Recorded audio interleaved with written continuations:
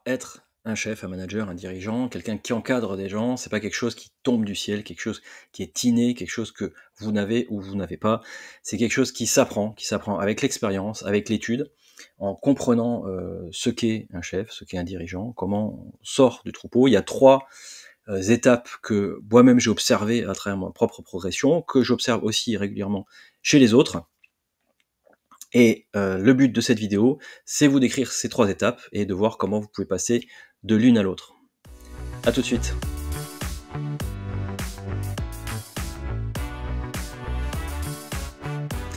Être chef, être manager, bien diriger des gens, être à l'aise dans ce rôle, c'est quelque chose qu'on acquiert en étudiant, avec l'expérience, et qui regroupe un certain nombre de compétences, de disciplines, que j'ai listées dans ce que j'ai appelé la checklist du chef. J'en ai regroupé une petite centaine que vous pourrez découvrir dans cette checklist que vous pouvez télécharger directement sur mon site. Vous avez un lien dans la description de la vidéo qui vous y mène gratuitement, donc n'hésitez pas à le télécharger. Dans cette vidéo, on va aborder les phases de progression d'un manager, d'un chef, de la découverte jusqu'à la maîtrise totale d'un grand groupe, qui peut aller jusqu'à plusieurs centaines de personnes. Et on verra qu'il y a trois phases, alors on peut en trouver plus, mais je distingue trois phases principales. Une phase individuelle de prise de possession de ce rôle de chef, de leader. Deuxième, une maîtrise de son équipe, c'est-à-dire vraiment être focalisé sur la dynamique du groupe. Et la troisième, quelque chose d'un peu plus large, où on est manager de manager, on dirige déjà plusieurs équipes et on va se concentrer sur la cohérence globale. La première étape, c'est donc l'étape de ce que j'appelle construction individuelle, de l'étape où vous allez sortir du troupeau. Le troupeau, c'est pas péjoratif, mais sortir du groupe, vous mettre en face du groupe, en face des gens. Et c'est souvent la plus difficile, c'est l'étape où vous comprenez que vous n'êtes plus un collègue comme les autres, vous êtes quelqu'un de différent. C'est vous qui prenez les décisions, qui assumez les tensions, qui passez les messages difficiles, et vous vous retrouvez seul. C'est des premières difficultés qu'on retrouve et qui est parfaitement normale, c'est cette solitude. C'est une posture à assumer. Vous ne pouvez plus être le même copain que vous étiez avant avec vos anciens collègues, même si vous pensez que ça peut aider à faire passer les messages. Au contraire, vous ne pouvez pas être trop proche du groupe, car vous perdez votre légitimité, et vous ne pouvez pas non plus être trop distant, car vous devenez une espèce de fantôme.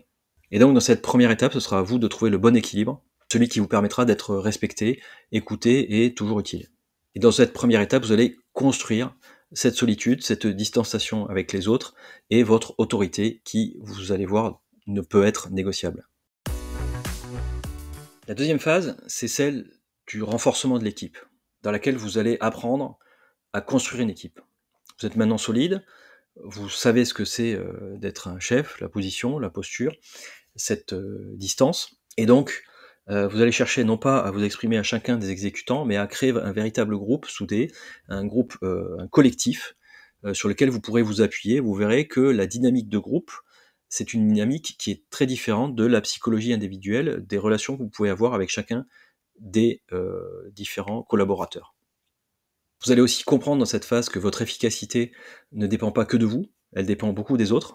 Dans cette deuxième étape, vous ne serez plus tourné vers vous-même, mais vous serez tourné vers les autres.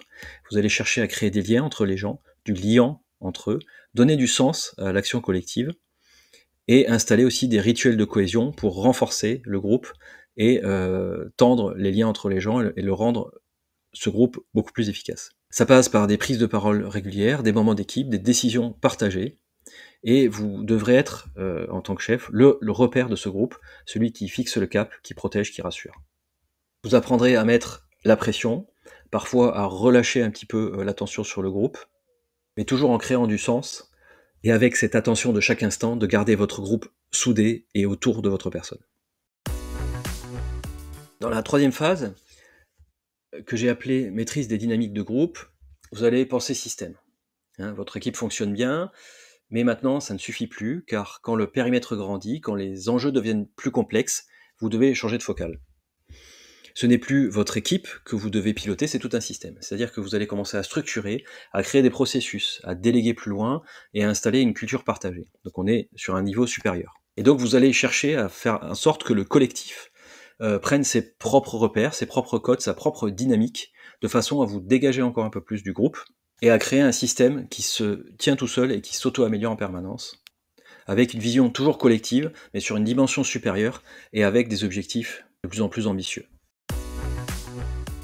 Alors en conclusion, eh bien ces 3 étapes, moi je les connais bien parce que je les ai traversées et j'assiste régulièrement des personnes justement pour qu'elles puissent se projeter dans la phase supérieure et contrairement à ce que certains peuvent penser, être un chef, diriger des personnes, c'est un métier, cela s'apprend, cela s'exerce avec l'expérience, mais aussi avec, l'étude et la compréhension globale de l'ensemble des enjeux qui sont derrière.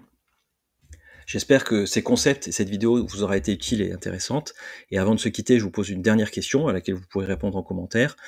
Où en êtes-vous vous-même dans votre propre progression et quelles sont les étapes suivantes que vous anticipez dans lesquelles vous voulez vous projeter?